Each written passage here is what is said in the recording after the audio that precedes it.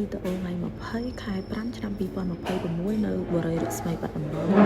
ចាក់ចងអញ្ចឹងខ្ញុំដល់បរិយានេះគឺមានកន្លែងកំសាន្តច្រើនអ្នកទាំងអស់គ្នាគឺមានកន្លែងកំសាន្តដែលគេហៅថាទឹកធ្លាក់ចែងក្តារអញ្ចឹងខ្ញុំឃើញតាម Google Map ទេអញ្ចឹងខ្ញុំឃើញទឹកធ្លាក់ចែងក្តារក៏ចូលទៅមើលថតរូបថតវីដេអូលេងណាកន្លែងគេលេងទឹកលេងអីឬអាំងហែលទឹកហាងអីអញ្ចឹងទៅមានកន្លែងញ៉ាំអីបន្តមកទៀតខ្ញុំចេញពីកន្លែងទឹកធ្លាក់ចែងក្តារហ្នឹងគឺខ្ញុំទៅកន្លែងវាយកូនគោលមួយទៀតទាំងអស់គ្នានិយាយចំទៅនៅនឹងមានរោងកុនRSB ស្មីបាត់ដំបងណាគឺមានរោងកុនមើមានកន្លែងលេងទឹកកន្លែងកំសាន្តច្រើនមានកន្លែងហាត់ប្រាណជីមសូណាអីចឹងទៅទាំងអស់គ្នាដោយសារតនេគឺចេះតែឆ្លៀតដើរទៅ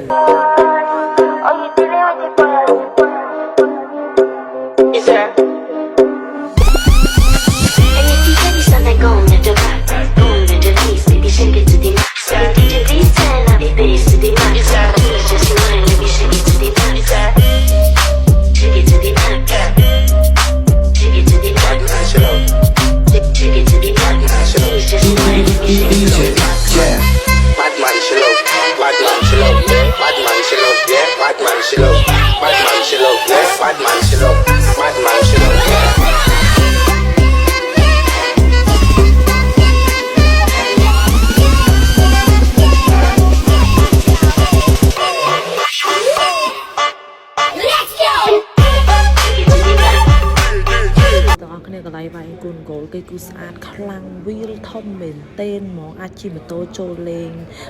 សងខាងមានទឹកមានអីទៅគេដាក់គំនុះលេខអីចឹងនៅក្នុងទឹកអីចឹងបងប្អូនគ្នានៅនឹងគឺធំខ្លាំងមែនទែនហ្មង